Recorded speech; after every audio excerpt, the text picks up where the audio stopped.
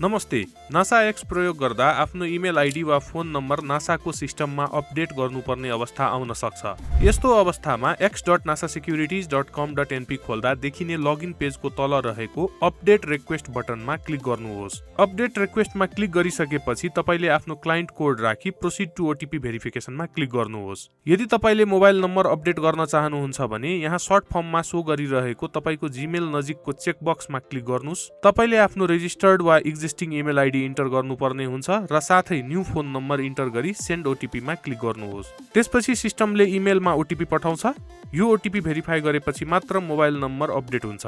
त्यसैगरी यदि तपाईले इमेल आइडी अपडेट गर्न चाहनुहुन्छ भने यहाँ सर्ट फर्ममा सो गरिरहेको तपाईको फोन नम्बर नजिकको चेकबक्समा क्लिक गर्नुहोस्। तपाईले आफ्नो रेजिस्टर्ड वा एक्जिस्टिङ फोन नम्बर इन्टर गर्नुपर्ने हुन्छ र साथै न्यू इमेल आइडी इन्टर गरी सेन्ड ओटिपीमा क्लिक गर्नुहोस्। त्यसपछि सिस्टमले फोन नम्बरमा ओटिपी पठाउँछ। यो ओटिपी भेरिफाई गरेपछि मात्र इमेल आइडी अपडेट हुन्छ।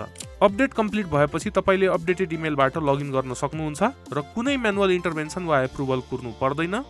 यो कस्टमरको केवाइसी वा क्रेडेन्सियल डिटेल्स अपडेटेड राख्न क्विक, इजी र कन्भिनियन्ट तरिका हो। धन्यवाद।